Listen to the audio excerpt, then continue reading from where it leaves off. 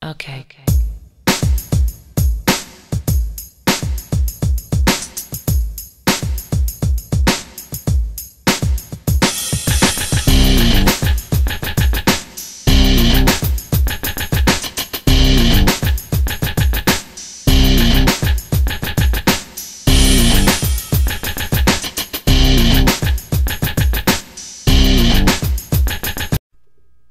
Pride and Prejudice and Zombies. So I just got done seeing this film. Came in at an hour and 48 minutes. That's actually surprising to me, and I'll get into why. But it was directed by Burr Steers, who also wrote the screenplay and stars Lily James from Cinderella. Hot damn. Get to that in a minute. As well as Sam Riley and, well, a host of others, including Lena Headey. May know her from Game of Thrones. And I do believe there's someone else, Charles Dance, I think is his name, from Game of Thrones as well. A little tidbit. Notice this when the opening credits started going. This was produced by Natalie Portman. So just throwing it out there. Just saying. I thought that was interesting. Anyway, so yeah, in this you have the tale of Pride and Prejudice. If you don't know that, it's Jane Austen's classic tale of the tangled relationships between lovers from different social classes in the 19th century England. And with that, you add in zombies. So a lot of people thought that this might be like Abraham Lincoln Vampire Hunter, a film I actually didn't like. And I gotta be upfront, I like this movie. I enjoyed it. Was it really much of a horror film? No, it was about as much horror as World War Z is a horror. I mean, there's not a whole lot you can do with PG-13 in terms of incorporating the horror element. You're kind of limited, and you could tell by some of the effects of the zombies that they were a little bit on a limited budget. But I do enjoy the kind of talk that they present. It's just a different time. I enjoy that type of hearing that type of conversation go.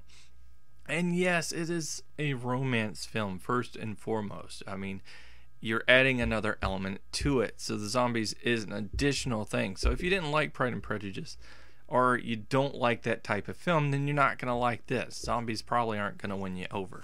That being said, I did like the zombies that were incorporated in it. They were different because you had a bit of intellect to some of these zombies, and it explains it. I like the opening scene for sure. We got a glimpse of it before, but I really thought that it hit off on a high note there. You've got some exposition at the beginning too, using like children's kind of pictures to explain it. I thought that was really neat. I love Lily James as the main character. First of all, she's almost distracting for me. I kid you not. The entire time I was watching this film, I was like, God damn, she is beautiful. Like, whew. But anyway, her acting, I really enjoy her acting. And as Elizabeth Bennet, as the main character, she is a badass, but she is a badass with flaws. She is a badass that, doesn't get out of everything on her own. She needs help at certain moments. So that's really cool to have a strong female character, but to also have her have different layers to her.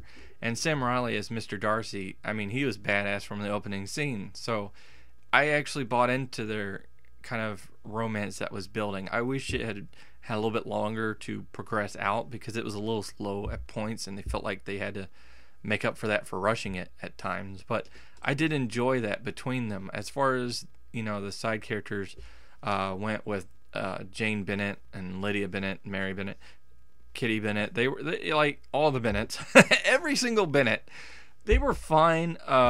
They weren't really the focus of the film, but they did, interject some humor at times, or there was moments where they actually did contribute a little bit more to the plot, particularly Jane Bennett, played by Bella Heathcote. So that was really cool. There's some really neat action scenes in this. Of course, they skip over a bit of how the zombie apocalypse started, but we know it's based upon the plague, so at least you got that going for it. like I said, there's some really neat action scenes. I would have preferred a little bit more. I would have preferred a little more of the horror element, but I understand why it's not. Again, it's not the main focus of the film. I felt like the villain was interjected into the film a little late into the game from what I would have liked.